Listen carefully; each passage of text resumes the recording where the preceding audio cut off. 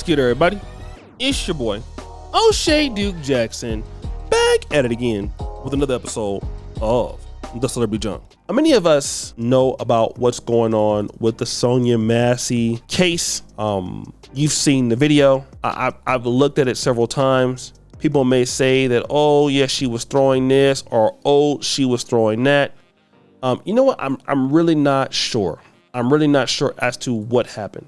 However, what I will say is I don't at any point believe that this lady deserved to die over some damn hot water. You are crazy if you think that's the case. I don't believe that at all.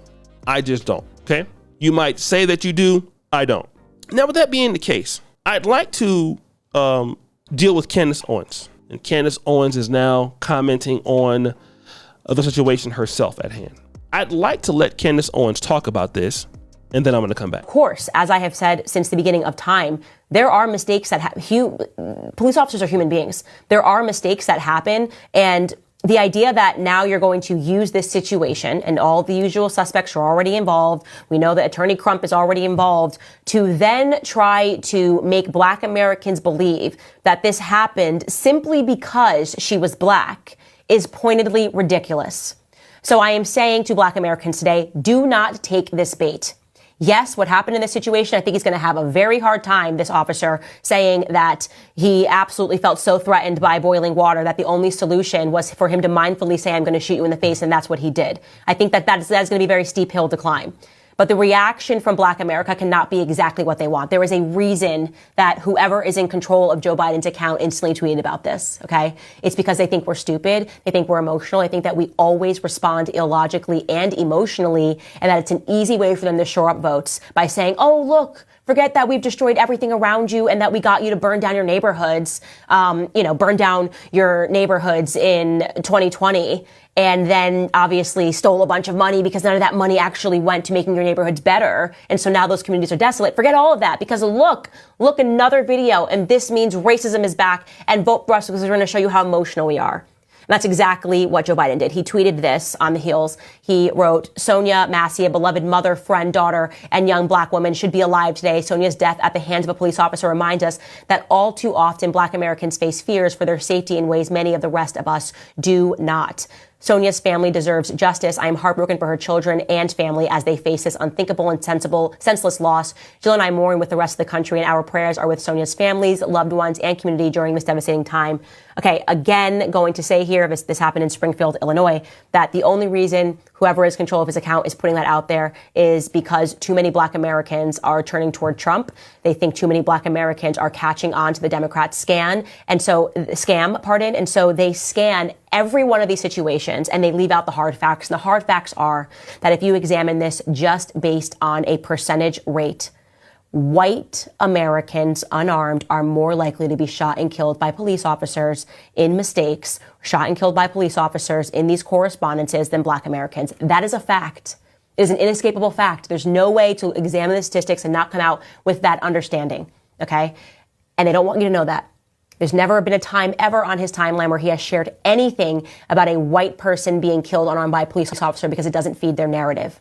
So stand up to this, okay? And all you have to do is be mentally forthright. Do not fall for the scam. Do not run out of your house. Do not burn down your neighborhood in Springfield, Massachusetts. Instead, demand that Joe Biden make an appearance and let us know who has been in control of the White House all of this time. Because that is what this is supposed to be. This is supposed to be a red herring. First of all, Candace Owens is begging Black America to not make this a thing based on race. I just have one question for Candace Owens. Who does she think she is that Black America would listen to her? That's what I want to know. Who does she think she is that African Americans would care about what she has to say?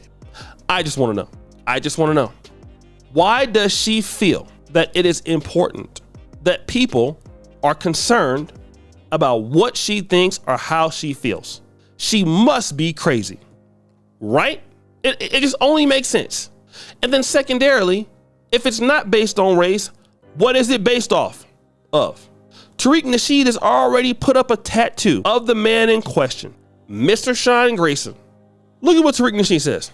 Suspected white supremacist race soldier Sean Grayson, who racially executed Sonya Massey, has the totem cloth tattoos on his arm, and these symbolisms are also associated with neo-Nazi white supremacist groups. Candace Owens, dear honey, you have been molded. You say it's not. What does that say? It says it is. Because also, when she says, I rebuke you in the name of Jesus, he all of a sudden gets upset. Want to know why he gets upset? Because who do you think you are talking to the white man like that? Are you out of your damn mind? As a black woman, who do you think you are? I'm gonna put you in check. I'm gonna make you regret talking to the white man like that. Stay in your place. That's what he was saying to her.